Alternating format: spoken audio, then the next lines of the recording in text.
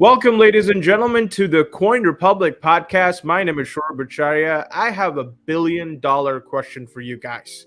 Do you think Web3 is going to have a significant impact in the creator economy?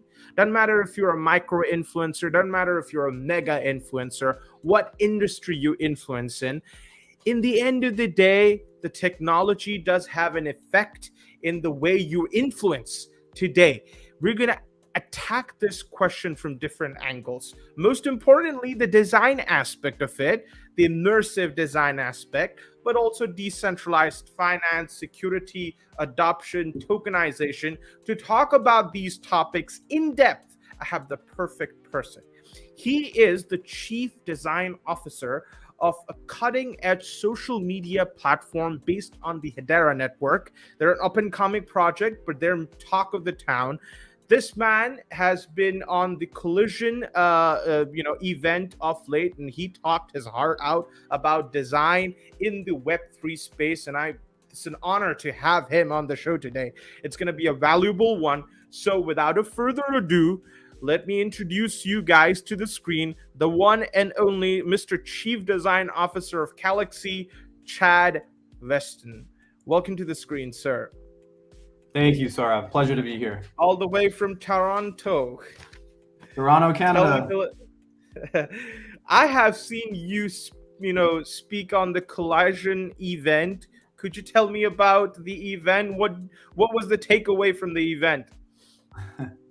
It was a rush. It was an absolutely wonderful experience. Collision is one of the largest tech conferences in North America. It's put on by Web Summit, and I think one of the biggest takeaways was just how well organized the event was. I mean, they run that thing like clockwork. I mean, the way they triage you from backstage, speakers, lounges, into, getting your mic prepped to being up on the stage. It's just so well organized. The tech dry runs in the morning, the people that you get to interact with, and the quality of the panels. I think there's a lot of really high quality talk. It was a little bit more focused on AI because I think AI has obviously taken over the headlines recently with the launch of ChatGPT and Google Bard and things like that. But it was just such a cool atmosphere to be a part of. It's my first time on a major stage like that, so that was a big moment for me just to be able to step up. I was a little bit nervous, but I practiced ahead of time, and I think that it paid off. Going through the answers and things like that ahead of time, and kind of being able to work through the knowledge set and the things I really wanted to communicate and the value I wanted to bring. So I'd say overall it was a successful week. We had most of our team in town, so we did lots of dinners. The tallest tower in Toronto is called the CN Tower. And so I took my team up to the CN Tower for a dinner. It's a 360 restaurant that spins around. You can see the entire view of the city. So it was a really nice way to end off the week. But just an honor to be a part of that experience and to share the experience with Calaxy so far. Now, you have, I think, a captivating personality that shined through that event, but you also have a dynamic team. NBA star Spencer Dinwiddie, that's one of your co-founders, as well as Solo Cisse. He has been featured in Variety of late, So you guys are quite star-studded. Tell me a little bit about the team at Calaxy, sorry. Calaxy with a C. Yeah, of course. Yeah. We have an amazing team. Solo and Spencer are they're visionaries. They're Spencer, was the first one in the NBA to tokenize his NBA contract. He broke it into it was a memorandum where he essentially sold bits of his contract at the time of the Brooklyn Nets to accredited investors. He was really pushing the boundaries of what is possible with tokenization beyond digital artwork. And so he really wanted to push the boundaries and say, hey, can I tokenize my contract? And it was Solo Cisse, who at the time was a securitization banker at Citigroup, who securitized Spencer's NBA contract. And so that's how those two got together. And that formed the base use case for what is now Calaxy. And that was kind of the germination, the very, very beginning of the idea. And from then, it was basically, I came into the picture a couple of years later, I would say around July of 2020. I was working on a couple of other projects with Spencer and his investment firms, and he really liked my work. He liked our engagement. He liked the quality of the ideas that we were sharing. And at one point, he came to me and he said, "What do you? I'm going to send you a folder, and it's called Calaxy, and I want you to read through the paper here, and I want you to tell me what you think, and I want you to see if you can bring this project to life." And at the time, this was my first exposure to Hedera Hashgraph, which is the distributed ledger technology that we run on. It was also my first exposure to Web3 and crypto more broadly. I mean, I had been playing around a little bit with like altcoins, but this was the first time I had really faced a full, complete vision of something that was going to be far beyond just altcoins and speculation. And so, I didn't really understand everything, but I got the gist of his vision, and I said, yeah, let's do it. And so we jumped in, and that first 3 months was the beginning formation. That's where Myro was born, the brand story, the brand, the beginning of the UX for Calaxy. And from that, it's basically been a couple of years of development and refining. And we've been building. One of the cool things about Spencer and Solo, naturally Spencer's in the NBA, we have a lot of really cool relationships with creators. And so a lot of other NBA players, athletes, musicians, and things like that. So one of the taglines that we use at Calaxy is that we're for creators by creators. And the by creators piece is because we've had a family of creators that we've been able to build and iterate with all the way through our beta program. And so that's given us a lot of feedback, of real-time, real-life feedback from real creators that have followings in the millions, to be able to optimize an experience is going to work for them and actually enable them to turn on Web3 specific value. And so having those guys put belief in me, creating the position Chief Design Officer, which is not normally a position you probably think about in tech. You think about Chief Design Officer as like Johnny Ive is probably the most famous example, but he touched hardware and software, right? You've got Chief Design Officers at Jaguar Automotive and like hardware companies, but typically the lead designer works underneath the Chief Product Officer. Right? They work within the product organization. And Spencer and Solo really, I think, believe that design is going to be very, very, very important in Web3 competitiveness. And so the Chief Design Officer is an organizational signal to say, hey, design matters at least as much as the business logic and at least as much as the underlying tech. And there should be a voice for the user at the same intensity that there's a voice for an interest for the technology and for the business logic and things like that. So to have that responsibility and that trust from those guys has been incredible. Calaxy's just, it's a fun environment. We move quick. We try lots of different things. We take risks. We're a small team. We're probably only about 10 or 12 people right now, plus some contractors. And so, did you want me to show the demo? I just wanted to ask you right away. You guys are doing phenomenal work in terms of design and features. Let me just let us dive right into the features you guys have to captivate the audience right in the beginning, right? So could you show us the demo which you showed in Collision? Yeah, of course. Okay. Absolutely. So let me share the screen. Absolutely. So this is actually a feature that's going to be coming out shortly after we launch. And, the theme of Collision was Web3 meets, or UI UX meets Web3. And it was really about, the topic was talking about how to achieve, friendly user experiences that feel like Web 2 while accomplishing revolutionary functionality under the hood. And so the demo that I used to cap off that theme was texting an NFT to my co-panelist, Eric Struck, who's a TikTok star, social star. He's got 8 million followers and stuff like that. As easy as texting a photo to your friend. So the feature here is basically just trying to show that we're addressing a lot of the friction points that surface up from distributed ledger technologies and enabling an experience that feels fun and familiar without having to do a lot of the legwork. And so, this demo is basically what you would essentially do is I want to start out by looking at my wallet. So my screen is on the left, and this was Eric's demo. This is a high fidelity prototype. I want to shout out ProtoPie, which is a high fidelity animation tool that allows me to create finished, polished product experiences well before it hits development. So it's a really nice way to get user feedback, stakeholder feedback, put this in the hands, in phones of creators and figure out how they're going to feel about things. But basically, the Ghost 2968, and shout out to the Dead Pixels Ghost Club. They're one of the largest NFT communities on the Hedera Hashgraph network.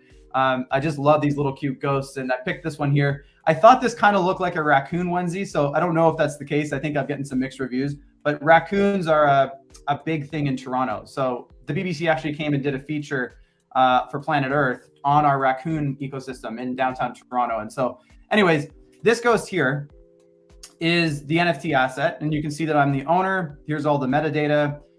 Here's all the information about it, date minted, etc. Right? It's got some likes. So if I wanted to send that to Eric, what I was essentially trying to do here was I was trying to imagine what is a Web 2 paradigm that is kind of like this. Like, what is something that we do in Web 2 that's very familiar and easy when I want to send, in this case, send an NFT? And I said, well, this kind of looks like a photo gallery, right? Like this kind of looks like an iPhoto gallery of your pictures. And what I had basically asked the audience was like, well, if you want to send a picture to your friend, there's probably two dominant user journeys that you're going to take. You're either going to go to your photo gallery, click the picture, hit the share button, find the conversation, whether it's WhatsApp, iMessage, whatever it is, and then hit share to your friend. Or you're going to go to the conversation, go to the attach photo button in the bottom left where your message composer is, and then attach the photo from your library and hit send. But the common denominator between those two user journeys is chat. It's DM, right? It's very, very common. You're probably not going to put the picture onto a USB stick and then go hand deliver it to your friend. You're probably not going to email it unless it's like you're having attachment issues or it can't send, whatever. You're probably just going to text it. And so I thought, well, how do we create an experience that enables you to just text an NFT to your friend? Now, there's a couple of things I want to note here. Sending an NFT wallet to wallet, self-custodied wallet to self-custodied wallet is a much more serious thing than just texting a picture to your friend, right? You're transferring non-fungible ownership permissionlessly, peer-to-peer from my self-custody wallet to Eric's in this case. And there are some friction points that come up to get that Web3 activity done that I would prefer as a designer to not surface to the user, right? And so some of the friction points that exist are becoming familiar with wallet sending and receiving addresses. That's a friction point. That's something I have to learn. That's a paradigm I have to understand. I have to go to Eric and I have to get his receiving address. I have to paste it in here in order to send the NFT. But there's also native token gas fees. So I actually have to pay for the compute resources to send that NFT and initiate that transaction, which means before I'm even eligible to send the NFT, I've got to go off the app potentially and figure out how to buy the native token, which in this case is HBAR, in order to fund the transfer. And then Eric on his side, in order to be eligible to receive the NFT, he has to do what's called a token association. And this is a unique feature to Hedera Hashgraph. It's one of the things that makes them wonderfully secure.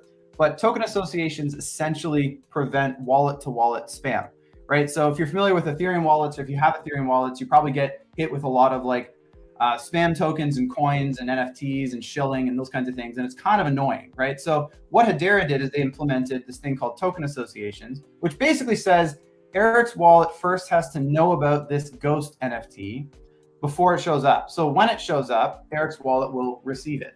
And if Eric's wallet is not associated with this ghost, it will turn it away. The transaction will fail, right? So Eric, in order to be eligible to receive this NFT, he actually has to go and do the token association and associate his wallet with the token ID of this NFT here. So that's a lot. And then he's also got to pay the gas fee in native tokens to be able to do that token association event. So this is, token associations serve a wonderful security feature. They prevent wallet-to-wallet spam, but it does present an extra step for the user in order to be eligible to receive the NFT. So then I thought, okay, here's a list of all the stuff that you have to do that's Web3 native in order to send an NFT to your friend, right? How much of that stuff can we address and just take care of under the hood, right? And so the first thing I wanted to attack was the gas fees.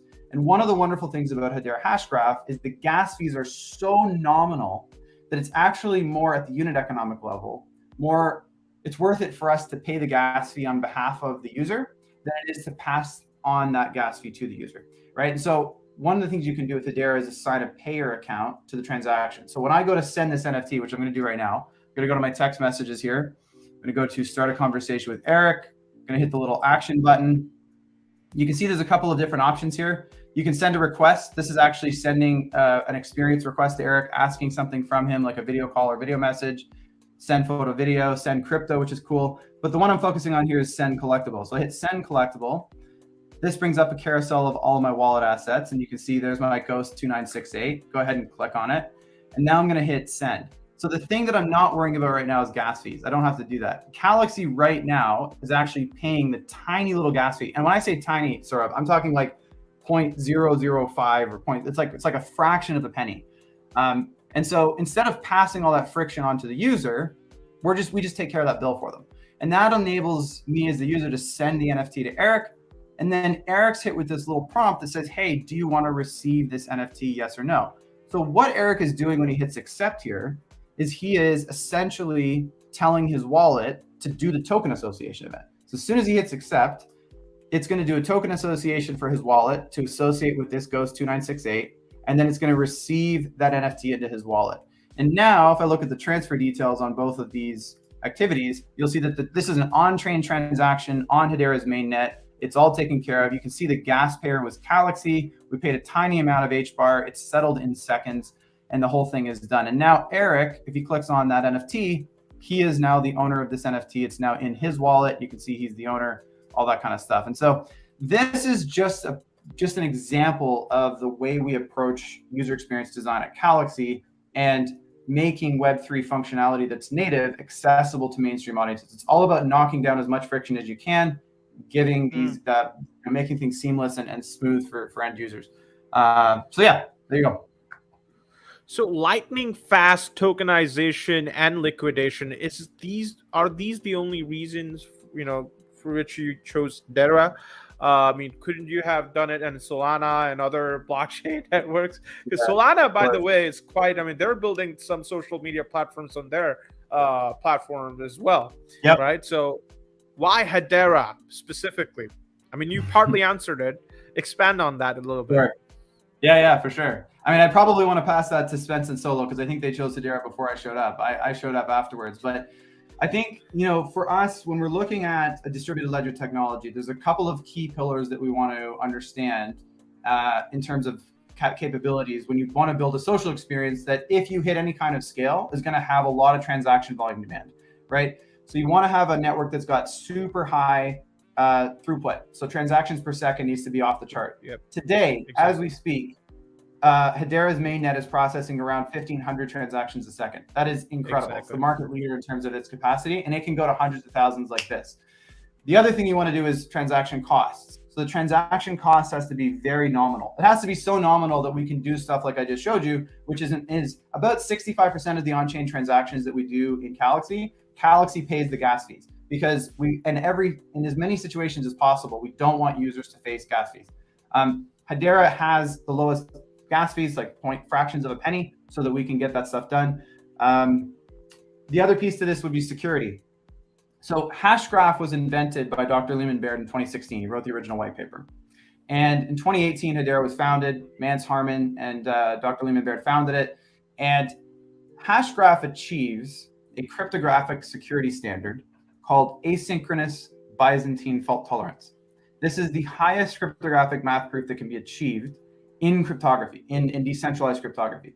This is a very exciting thing, and I think it doesn't get the credit it deserves, because when you're that secure, like when you achieve that level of security, we out of the gates know that we've got the underlying underpinnings of our technology already achieving the highest standards of security that we know of. And so that's going to really help us in terms of assuring users, especially when we're moving into a model where most of the value that's created, whether it's your non-fungible tokens, your fungible tokens, your identity, all the stuff that you're going to hold in your wallet, when we're moving to an ownership model where most of the stuff is owned by you as a user, it's going to be increasingly important that the decentralized tech under the hood is the most secure it can be. And so ABFT is something that's reassuring for us. But beyond that, the community at Hedera is wonderful. They stood up a fund called the HBAR Foundation, which is it's the largest investment fund off of a cryptographic project like Hedera to invest in the growth of the economy, invest in the growth of the ecosystem. And the HBAR Foundation is essentially an investment arm that's looking after projects and investing in projects to step up and potentially grow. So the ecosystem's strong, the community's strong, and we're big believers of that. We're just big believers of what they're accomplishing. Mm-hmm. I guess your motto, what was your tagline? For the creators, from the creators? For creators, by creators. You know what Coin Republic's slogan is? What is it? For the people, from the people, by the people. So we got, I am nuts about community, right? We do Twitter spaces and clubhouses almost quite frequently, right? Let's talk about community. You talked about Hedera community, but how do you guys prioritize community build up? What strategies are you implementing? Because now you're in the beta stage. What strategies are you implementing to build the creator economy from scratch in terms of community? Yeah, absolutely. So if you strip down all the bells and whistles, Calaxy functionally is a social marketplace, right? So if you think about a marketplace, Amazon's a marketplace. There's buy-sell activity, but there's not a lot of socializing, right? And so what we are is essentially a social marketplace. So it's not just that the marketplace has social dynamics. We have a social feed where you can do a lot of the standard social media activities like posting content, sharing, liking, all those kinds of things. But the things that you're buying are social experiences from creators. And that basically means that when you show up and you have a creator that you like, that you've been following, and you see them post a tweet on Twitter about, come hang out with me on Calaxy, you can interact with me on video calls, things like that. There's the capacity within direct messages to buy those kinds of experiences, which are fun. But then when you're done with that experience, you get to share that with your friends. You get to essentially reshare it in our social feed or share it with, your friends off app.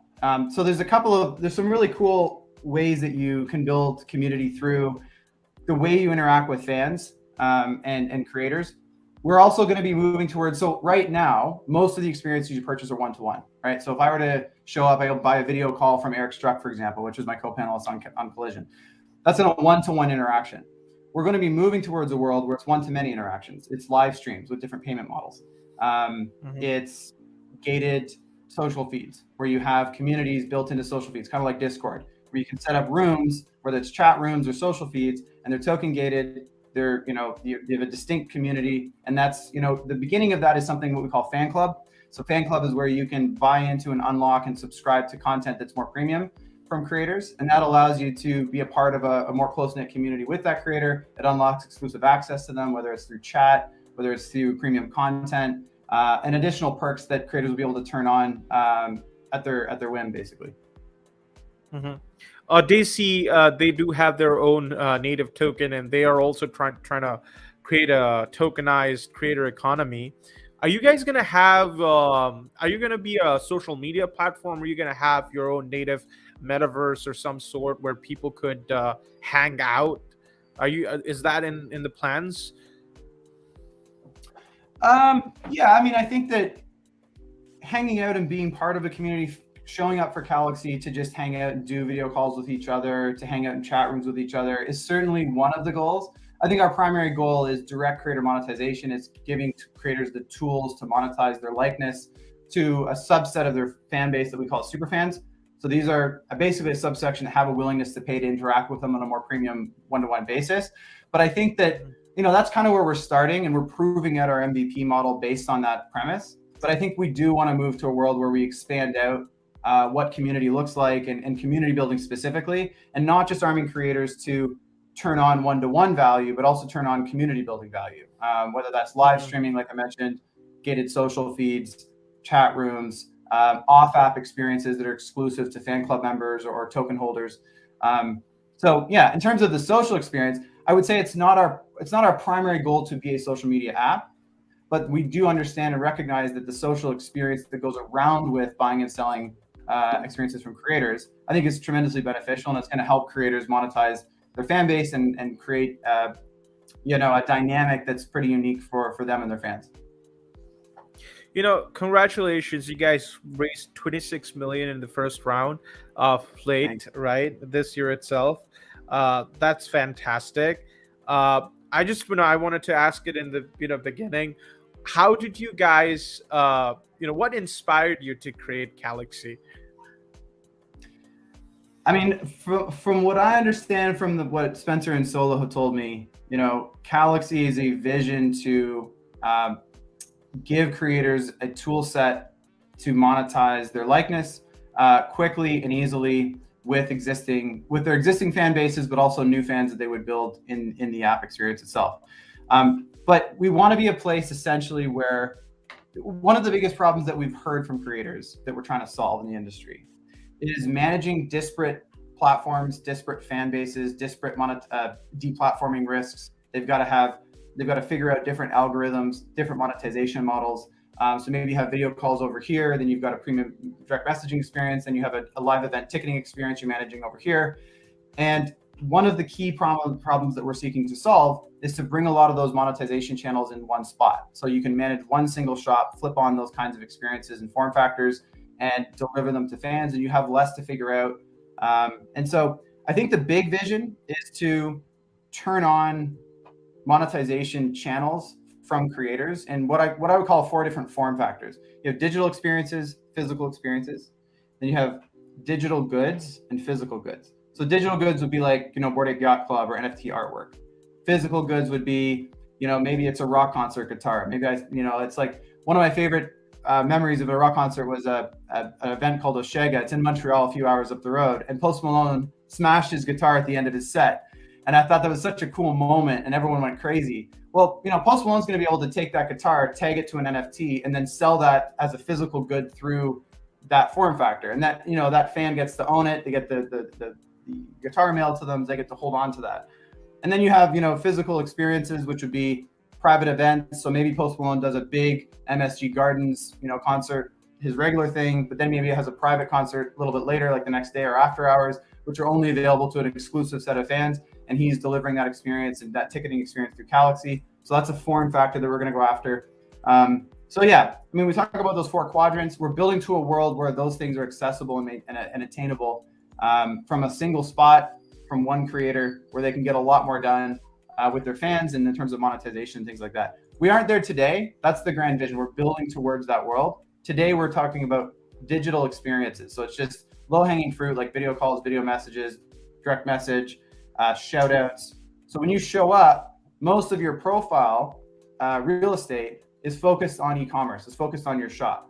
So within minutes of setting up your shop, you can be inviting your fans to come out and hang out, and you have a primitive set of products that you can turn on and deliver through DM right away. Video messages, video calls, shout outs, custom off-app experiences, so totally open. And then you can brand those primitive pieces to be whatever you want. So one of the examples I use in a lot of our demos is Tiana Massara is one of our creators. She loves to do yoga. So maybe she does a yoga on the beach session that's 1 hour, fixed price, and it's branded with her content. And under the hood, that's a video call product powering that custom experience. And now she builds an entire suite of experiences categorized.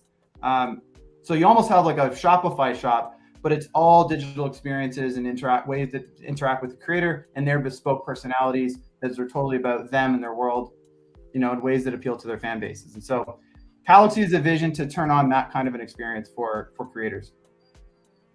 Fantastic. You guys, we're going to get to your native token later, but let's talk about your baby, right? The Myro, right? I've looked into your collection. On June 6th, you launched Calaxy's first ever collectible NFT pack drops. You called it Myro. Yep. A couple of ones, the Myro Island, the flipbacks, and all of that. So, first off, what was your favorite one? And what was the thought behind creating these collectibles? Yeah, absolutely. That was such a fun project. I absolutely love that. So yes, Myro and Origin Story is the very first NFT pack drop ever launched on the Calaxy app. We launched it on a beta experience and to the H Barbarians crypto community on Twitter. These guys are very dedicated fans of Calaxy and Hedera projects. And I think that the inspiration behind the Myro Origin Story was I wanted to tell the story of Calaxy from the very beginning, all the way from Spencer tokenizing his NBA contract, all the way up to current day. And I wanted to capture not just our story, but also our vision. And so every single NFT, there's 26 NFTs, and the quantity is reflective of Spencer's NBA jersey number, which is 26. So he's always had 26 as his jersey. And, so Myro Island was, an imaginary world where we build a metaverse. So you've got a virtual island of creators, and you can go hang out with them in different aspects, do different experiences with them. Main stage Myro. I one day dream of Myro being a cultural icon that represents and is synonymous with the creator economy. And I'd love to see Myro on main stage behind Tomorrowland screens with a creator that's coming on Calaxy live streaming, So, many of us are probably fans of Batman. When you see the Batman logo up in the sky, I want Myro to be shining up in the sky one day from our parties in Miami and LA and all that stuff. And I want to say, oh, that's Myro. And like, it's a calling card to creators. It represents. It's your mascot. Yeah, I get it. Yeah, it's a symbol of the creator economy and all the kind of fun stuff that we're doing. Calaxy is it's all about feels. We got to have a feel. You got to have a personality. You got to have a vibe. And under the hood, the strategy part of this is being a fun, accessible place. I don't want to be intimidating. When people come and start to play with crypto features, I don't want them to think about Web3 and how hard it is, how dangerous it is. I want them to think about it as a place that's fun, where I can achieve things I can't do in Web2. I can own the value I create. I can interact with my fans in entirely new ways. I want Myro to be the summation of that promise and that vision. And I want people to get behind it. And so, yeah, I needed to come up with something simple. It was a risk when I designed Myro, because I wasn't sure how Spencer and Soul were going to respond to it, but they absolutely loved it. Spencer printed a bunch of sweaters and started showing up to games with it and stuff like that for warm up. And I'm like, okay, well, I guess Myro's going to be a thing. And so, yeah, my own origin story was just a way through an NFT pack drop to kind of communicate everything that we've been working towards and are continuing to work towards. And so, it was just such a fun experience. That gallery, we've had acrylic prints showed at Consensus in Austin and NFT NYC. We threw a big penthouse party and had that kind of stuff up there. So it was really cool. I think it sold out in like 10 minutes, which is not too bad for a very first ever pack drop for the app. You actually have a collectible named It's Me Myro, like the Myro. That's a fun one. I can see the Batman vision. It's gonna dawn on me. Hey, prior to getting live on this podcast, we talked a little bit about your design journey. How did you become a designer and all? You didn't go to a design school and all. I'm gonna get to the inspiration for future designers later, but people ought to know the difference between the UI UX design that goes in Web 2, building websites and all sorts of things, and an immersive environment in Web 3, because they think it's all metaverses. Could you explain how does it differ from Web 2 UX design? Absolutely. Yeah. Actually, I don't want it to differ too far from Web 2 design. That's kind of the point. Is I think that one of the biggest reasons that crypto projects aren't more mainstream than they otherwise might be right now is because the experience itself is still very Web 3. It's very like, oh, this is a Web 3 project. And like, I have a lot of things I have to learn. And like, temperamentally, I think one of the biggest differences between early adopters and, early and late majority or mainstream is it's not intelligence, it's not capability, it's not any of that kind of stuff. It's interest and philosophical buy-in to the underlying tech, right? So early adopters have plenty of patience and inertia to figure out the hard stuff to get to some of the wow factors, because they're philosophically bought into the Web3 tech and the promise and decentralization. They wake up dreaming of decentralization every single day. Mainstream audiences don't think like that. They don't wake up every day thinking about decentralization and philosophically bought in and all that kind of stuff. They don't have as much inertia or patience to deal with a lot of the friction points that inherently come with Web3. So when I'm designing an experience for Web3, what I ultimately want to do is produce something that feels Web2 native, that feels comfortable in your hands, while accomplishing Web3 native functionality. And the user experience and the way that I try and do that is kind of like what I demoed before, is I'll often look for a job to be done in Web3, like texting an NFT to your friend. And then I'll look at the models, the mental models in Web 2 that are already at scale and proven, like texting pictures to your friend. And I'll say, can I borrow that model and apply it to this use case, which is texting an NFT or transferring value peer-to-peer, wallet to wallet? And it turns out most of the time the answer is yes, you can do it. It does require a little bit more elbow grease and work under the hood. You've got to have a really special core of engineers that are willing to go the distance to actually solve a lot of the friction points and abstract away the complexity. But if you work hard enough, and I believe that you can get it done. The NFT, the texting NFT is an example of that, where you can manifest an outcome that feels simple, but you're actually still doing a very cool Web3 thing, which is transferring ownership to your friend. And so I would say the biggest difference between Web 2 and Web 3 is the very unique set of challenges that arise from distributed ledger technology. So, when we talk about Web3, it's a broad term, but it's really centered around DLT, distributed ledger tech, right? And there's different forms there. There's proof of stake blockchain, proof of work blockchain. We run on Hedera Hashgraph, which is another form of distributed consensus. But ultimately, Web3 is all built up around distributed ledger technology.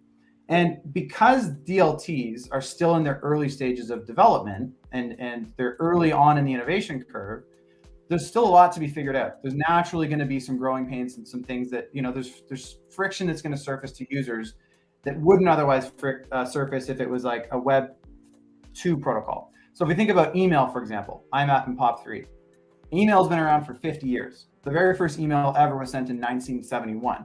So we've had 50 years of innovation, 50 years of improvements and maturity and adoption and all that kind of stuff. So now if you want to turn on transactional emails in your application, you can hire a developer and in hours plug into one of the hundreds of APIs that will do email for you, and you can have transactional emails firing in your application very easily. There's not much to figure out. The design paradigms around email are there.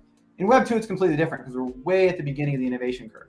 And so we've got a lot more friction to deal with, and that's okay. That's part of the process of innovating and getting better and unlocking new value and introducing a paradigm shift in the way we think about peer-to-peer experiences and ownership and value unlock and all that kind of stuff. But as a designer who needs to try and make experiences accessible to the mainstream, I always have to have in mind the temperament of the mainstream, right? They're not going to have the kind of patience that the early adopters do. And so you've got to make the onboarding experience super light and smooth. You've got to leverage a lot of the stuff that's already familiar to them to get Web3 jobs done. And if you do a good job at that, I personally believe that you're going to end up with an experience that feels familiar and fun on the surface, kind of feels like Web 2, but you're getting the ownership value that Web3 provides. You're getting that unlocked. And I think that's really, really important. So that's the UX strategy I've been employing. So a lot of what you'll see at Calaxy is Web 2 stuff. It feels Web 2, but we have an inbuilt wallet, for example. We've bifurcated the wallet setup from onboarding. So that means you can set up with a phone number, and when you're comfortable, you can turn on your wallet. But you don't have to do it right away. We don't want to block you, right? We want you to get into the experience, see what's available, check out some creators, see the social feed, interact with the Web 2 features, and then when you're ready, turn on your wallet, unlock your Web3 value, and then you can get going.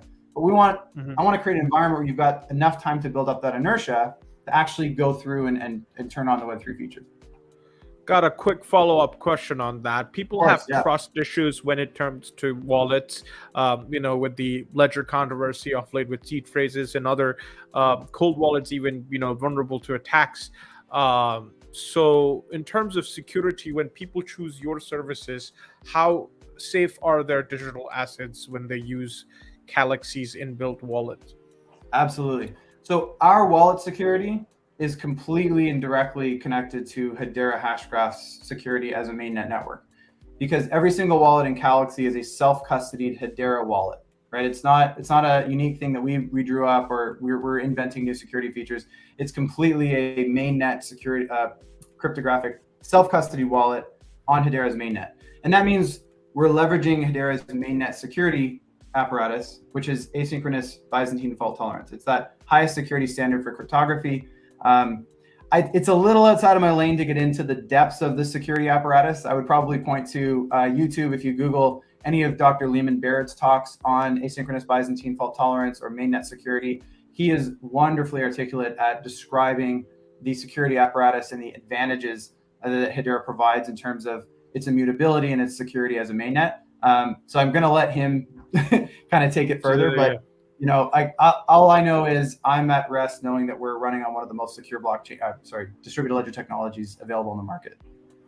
And I think our users are going to find that as well. So from security to a basic question that a lot of people might have.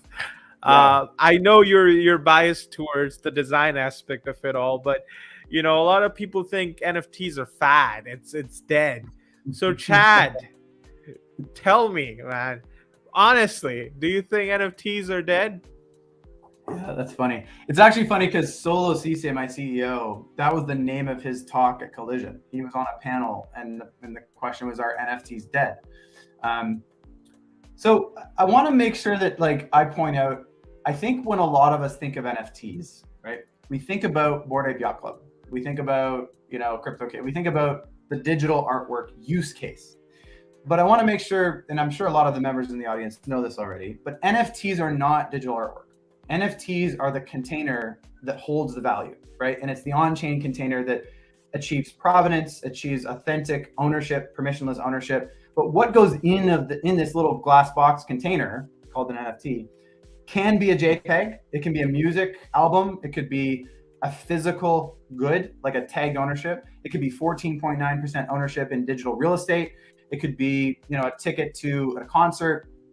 It could be a claim on someone's time. So this could be an access token that gives you a claim on someone's time in the future. So maybe Calaxy one day when you buy a video call from Spencer, for example, you're not redeeming it right away and booking it on his calendar. You're holding on to that access token and buying an option on his time for a year down the road, right?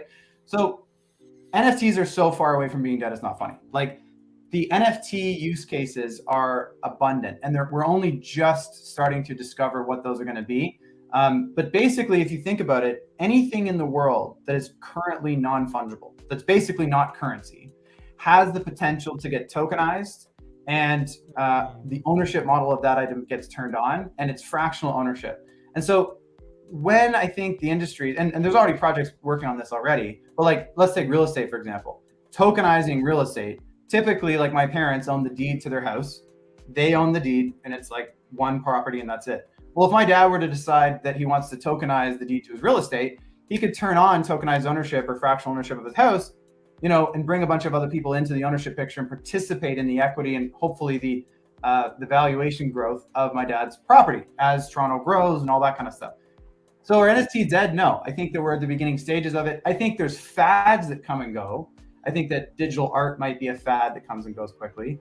But, in 2017, we saw the pop with CryptoKitties, which was one of the very first mainstream NFT projects. It took off. And if you look at the CryptoKitties usage, it went like this, boom, and then came down again, right? Does that mean NFTs are dead? No, it just means that specific use case had its moment, had a lot of fun. A lot of people unlocked a lot of value with it, became aware of NFTs, and then they moved on to something else. The NFT craze a couple of years ago, I think it was 2020. Same thing, huge activity alongside a bull market, really fun, and then it came down again. Doesn't mean NFTs fundamentally as a technological premise is dead. It just means some of the use cases that are running up on top of it have fads, and that's okay. I don't think NFTs are going anywhere. I think it's the future of how we establish ownership. Do you think generative AI is a good thing for NFTs or a bad thing for NFTs? Because a lot of people now creating digital arts with generative AI and tokenizing it. So is it a good thing for the fad, or is it just another fad? It's interesting. I've been thinking a lot about this. I actually played around with Midjourney for the first time a couple of weeks ago, and I was typing in the prompts and I was seeing all the wonderful artwork it was creating. And I found it peculiar that one of the main requests from the community of Midjourney is for Midjourney to create imagery that looks less Midjourney. Why do you think that's the case? It's because people don't want it obvious that, oh, that was just a Midjourney prompt. I didn't actually create that artwork, right? Like, why is couture at the Met Gallery so valuable? Or why is a Rolls Royce so valuable? Or why is the Mona Lisa so valuable? It's because of scarcity. There was blood, sweat, and tears and human creativity and ingenuity and thousands of hours that went into the creation of couture fashion or artwork or cars, bespoke hand-built cars. People want stuff that's hard to get. And what Midjourney represents is digital artwork in abundance. It's the commodification of art, and it's cheapening. I think it makes it more accessible for people who have no business holding a paintbrush to now create cool artwork, which is fun. But I think there's still going to be a lot of use cases where people are going to want to be able to own things that are not in abundance. They're going to want to own scarcity. And I think that NFTs specifically enable and maintain and preserve the scarcity dynamic. Because when I own something in my wallet, I can prove it on chain. I have the one of one.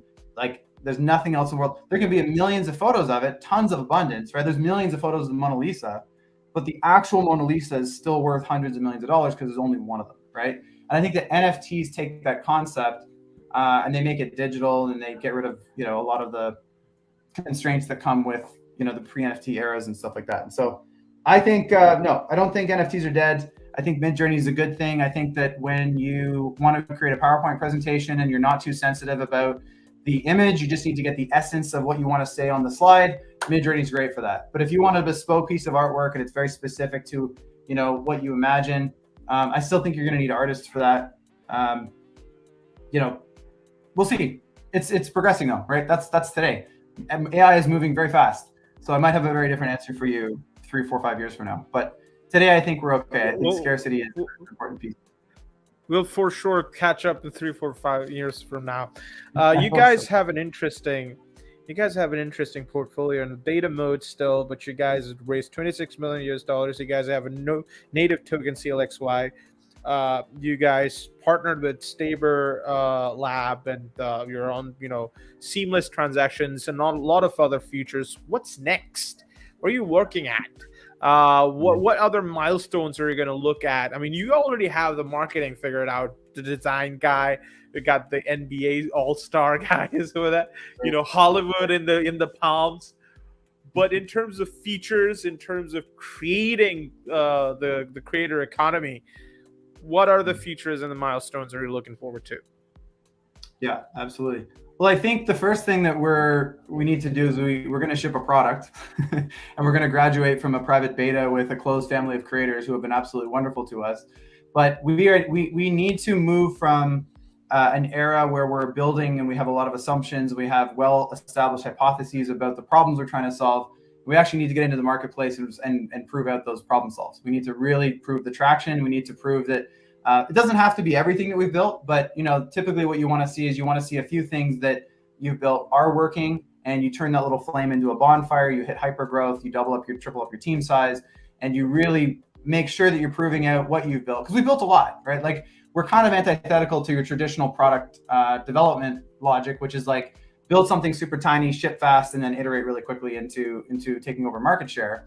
We built like half of Rome in our feature set. We've got a rich feature set. We've got a lot of stuff that we're shipping to. But it's because one of the key problems we're trying to solve is having all of those individual tools in disparate places, right? So in order to figure out, hey, do you like owning all of your money, your monetization channels in one spot? We have to build primitive monetization channels across a suite of tools to turn on that and see if that works.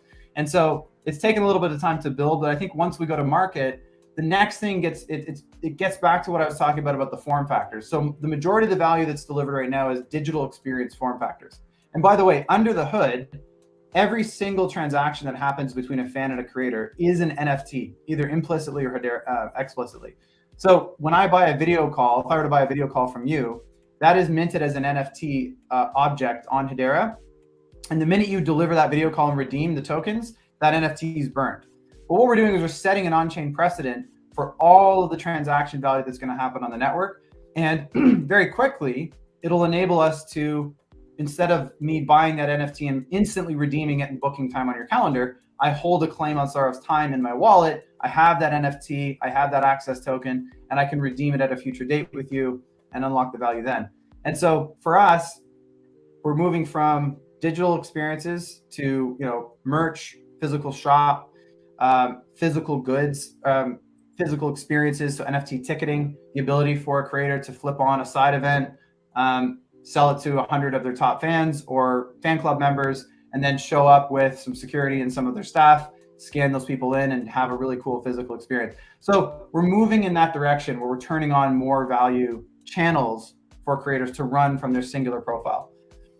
So I'd say that's kind of the direction. I don't want to get too specific, but that's the direction where we're turning on more channels of value. Sticking with the same premise, social marketplace, we're just kind of expanding out the possibilities that happen within that marketplace. Let's get specific on the final question. You got a native token CLXY. Where can people find it? Also, where can people get in touch with you guys? When are you going live? Appreciate it. Yeah, CLXY is on BitTrue. So you can go check out BitTrue.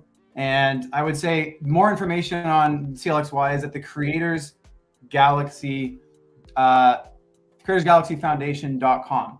So that's where all the information about the Creators Galaxy protocol, the open source tooling that we're developing, the CLXY. We have a white paper that explains all our tokenomics. So in terms of where to go to learn about CLXY, understand its interaction and dynamic with Calaxy and our plans for its use in Calaxy, I'd say check out the Creators Galaxy Foundation. We also have a Discord, so you can check out Creators Galaxy Discord. Chris is one of our community members on Calaxy. He's interacting on Discord and answering questions there. So yeah, when we're going live, that's a great question. I think some of the running joke with internally is we've been coming soon for 2 years. We're a crypto project. Crypto projects take a little longer to build sometimes. There's a lot of uncertainty, a lot of regulation that we got to get through. What I can say is we're very, very, very close. And if I gave you a date, I'd be in trouble with my CEO. So I can't say exactly when, but stay tuned. You're going to hear from us very shortly. Well, for you guys can follow Chad at Instagram, LinkedIn. He's everywhere. Or one of the founders. I mean, I recently connected with Solo on LinkedIn. He's a phenomenal guy as well.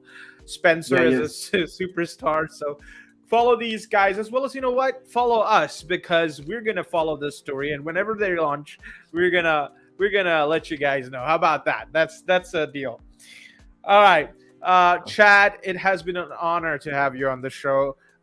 Fantastic talk. We talked about your guys' USP, about the design aspect. We talked about Myro. We talked about Web3 designs, how it differs from Web2 design, a whole range of things. It's an interesting conversation. I'm gonna. What's your takeaway? Any parting words for the viewers? Don't let the bear market get you down. I think that a lot of the projects that are going to matter in the next bull market aren't worried about the bear market right now. They're building quietly. They have a long-term vision. We hope to be one of those projects. We recognize that the bear market can be really hard on people. I would say crypto's not going anywhere. NFTs aren't going anywhere. Stay with it. Stay with your communities, and keep in touch. Keep checking out Calaxy. I appreciate you, Saurav. Thank you for the time today. Thank you very much. Well, there you have it, ladies and gentlemen. Fantastic conversation with Chad Winston. Go ahead and follow Calaxy, because they do have potential, that's for sure. And we're going to keep a close eye on this project. If you like what you see, don't hesitate to press the subscribe button. It's easy. It's not tokenized. It's Web2. All right. So avail of it. And we are the beacon of the future of media. So until that becomes tokenized, maybe we're going to use Calaxy. Up until that time, follow us on Twitter, follow us on YouTube, follow us on LinkedIn, and we have discussions on Clubhouse and Twitter Spaces. So join us over there as well. This is Saurav Bhattacharya from the Coin Republic, signing off.